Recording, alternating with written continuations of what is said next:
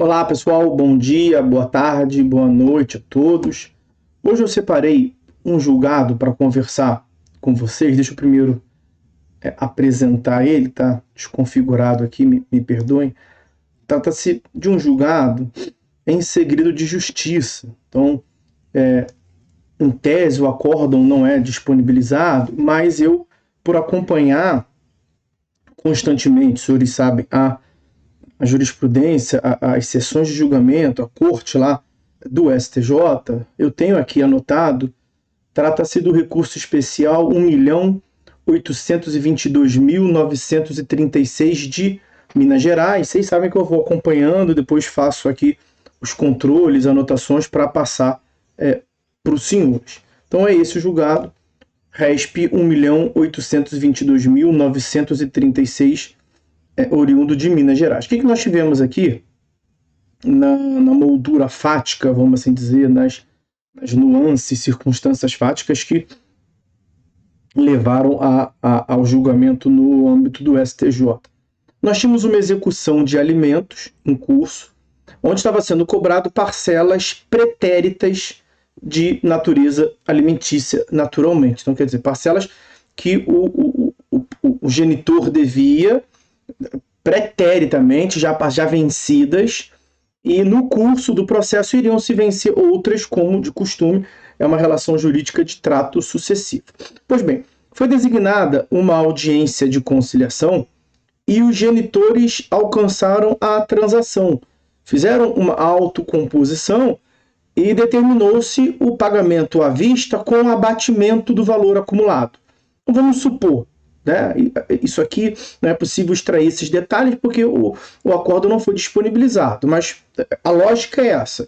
Tinha 10 prestações vencidas de R$1.000 e o acordo que eles fizeram foi, suponhamos, pagamento à vista do montante de R$8.000. Então, a genitora, ali representando a menor, fez, vamos assim dizer, um desconto, um abatimento pela condição de pagamento à vista. E o juiz homologou esse acordo, deu-se o pagamento em uma prestação única desse valor devido, e mais do que isso, as prestações mensais sucessivas estavam sendo pagas em dia e o juiz homologou, portanto, o acordo. Mas aí surge aqui a questão. O Ministério Público, atuando como custos legis, né, o fiscal da lei, o fiscal da ordem jurídica, interpôs o recurso de apelação sustentando a irrenunciabilidade dos alimentos. E que, como a mãe teria dado esse abatimento, esse desconto, haveria um conflito de interesses entre a criança, que era de receber integralmente, e a genitora, que deu esse desconto ali de R$2.000 e que a representava.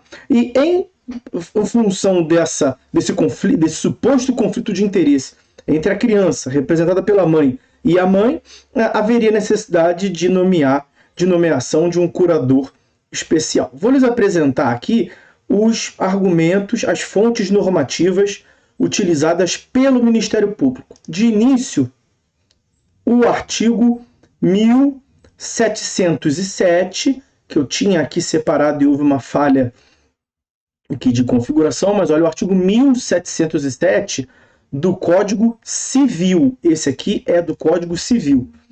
Pode o credor não exercer, porém, lhe é vedado renunciar o direito a alimentos. Daí, portanto, a irrenunciabilidade dos alimentos. Será que aquele abatimento para o pagamento à vista, no nosso exemplo aqui, de 10.000 por 8.000 para pagar à vista, isso estaria sendo uma renúncia aos alimentos? Isso que o STJ estaria a enfrentar. E um outro ponto deduzido pelo Ministério Público era a necessidade de nomeação de um curador especial para a menor, já que haveria supostamente um conflito de interesse entre o incapaz e o seu representante legal. E nesse sentido, o artigo 72, inciso 1º do Código de Processo Civil. Aqui estamos no Código de Processo Civil. O juiz nomeará curador especial ao incapaz, se não tiver representante legal ou se os interesses deste representante legal colidirem com os daquele, do incapaz, enquanto durar a incapacidade. Será que essa esse abatimento no pagamento à vista era a hipótese de conflito de interesses entre o incapaz e o seu representante legal, no caso a genitora, a ponto de nomearmos um curador especial? Isso que o STJ vai enfrentar também, esses dois pontos. E ainda nesse contexto de nomeação de curador especial, nós temos o artigo 671 também do CPC, que prevê lá, ó, o juiz nomeará curador especial, e aí o que nos interessa agora, o inciso 2º, ao incapaz, se concorrer na partilha com o seu representante, desde que exista colisão de interesses.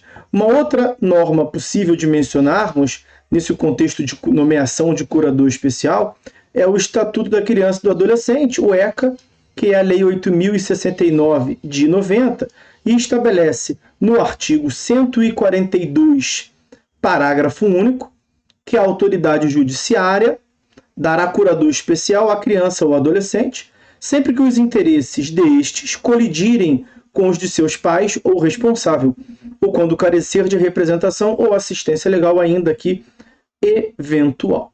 E aí, por fim, mais uma vez o Código Civil, agora no artigo 1692, que prevê: sempre que no exercício do poder familiar colidir o interesse dos pais com o do filho, a requerimento deste, do filho ou do Ministério Público, como a hipótese, o juiz lhe dará curador especial. Então, esses os pontos que o STJ foi chamado a enfrentar com essas referências normativas que eu lhes indiquei. E o STJ chegou à conclusão de que não era hipótese de acolher nenhum dos argumentos do Ministério Público. Em primeiro lugar, não se trata aqui de falarmos de irrenunciabilidade dos alimentos pretéritos, porque os alimentos pretéritos já estão vencidos. A irrenunciabilidade se relaciona aos alimentos a se vencer. O menor ou seu representante não podem abrir mão do recebimento de verbas alimentares para o sustento da criança, do menor, aqui na hipótese. A irrenunciabilidade é para frente, que se venceu já está vencido. E aí, por circunstâncias fáticas, os alimentos que têm aquele contexto de manter vivo a pessoa, né, o menor, ele no caso já se mostrou assim, não tão necessário. Foi possível a manutenção em vida, então não é hipótese tratar de renunciabilidade. Uma vez que se vença os alimentos, passa a ser uma questão pecuniária. E é claro que as partes podem negociar quanto à extensão do valor a ser pago. Não é possível renunciar, abrir mão do dever do pagamento.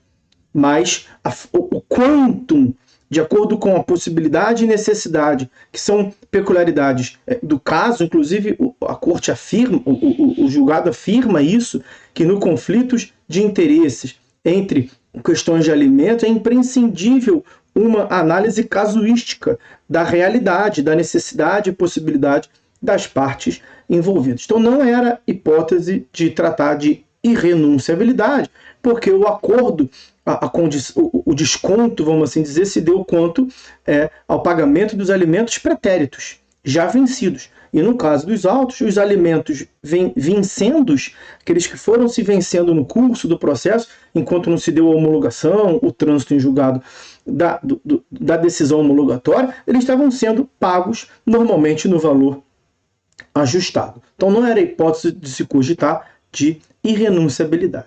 E a questão atinente à nomeação de curador especial. Também não era hipótese de se tratar aqui de nomeação de curador especial, porque a rigor não houve nenhum conflito de interesse entre a criança e a sua genitora, que lhe representava, e a sua mãe. Percebam, a criança estava viva e muito bem, de saúde e todas as condições pedagógicas, culturais, sociais, estava incluída na sociedade e vivia bem. Por quê? Justamente porque a mãe bancava a parte dela, a mãe e do pai. Então, a rigor, a mãe estava ali discutindo em juízo o recebimento do pai do quanto ela, mãe, gastou a mais na criação essas verbas pretéritas, na verdade, eram para reembolsar o que a mãe tinha gasto. Foi aquela explicação inicial que eu já tinha passado para vocês. Os alimentos servem para manter a pessoa viva. né? O destinatário dos alimentos estava vivo, bem de saúde, não era essa a questão. A discussão aqui era uma questão eminentemente pecuniária, de ressarcimento do que a genitora gastou em nome do genitor. Então, se ela, volto a dizer, uma questão pecuniária, quer receber 10 mil e só aceita receber à vista, ou vai receber os 10 no valor total, esqueça 10 mil, foi do nosso exemplo. Então, no nosso exemplo, os 10 mil à vista, em 10 vezes, em 15 vezes, se vai receber à vista 8 mil, isso é uma questão eminentemente pecuniária, não tem nada a ver com o sustento do menor, que é a lógica dos alimentos. Então, a conclusão a qual chegou o STJ, o julgado faz até, o informativo faz até menção a um outro julgado da terceira turma, está destacado para vocês, o RESP 1.529.532, da terceira turma, relator ministro Ricardo Vilas Boas Coelho. O que se diz nesse julgado? A extinção da execução em virtude da celebração de acordo em que o débito foi exonerado não resultou em prejuízo. Veja, nesse caso aqui houve uma exoneração, não foi nenhum desconto, exoneração. Não resultou em prejuízo, visto que não houve renúncia aos alimentos vincendos e que são indispensáveis ao sustento das alimentandas. O que é indispensável e irrenunciável é os créditos alimentares a se vencer ainda, os vincendos, porque esses podem ser imprescindíveis para a manutenção, para o sustento do menor. E segue, as partes transacionaram somente o crédito das parcelas específicas dos alimentos executados, em relação aos quais inexiste óbice legal. Então, é possível transacionar o crédito, veja, o crédito, aqui não é se vai pagar ou não, é o valor das parcelas específicas de alimentos executados, que já foram, portanto, vencidos, são alimentos pretéritos. Esse o caminho, o sentido no qual caminhou o STJ. Nós vamos ficando por aqui. Essas as considerações que eu separei para fazer com os senhores nesse vídeo. Beleza? Então, pessoal, é isso. Forte abraço. Fiquem todos com Deus e até a próxima.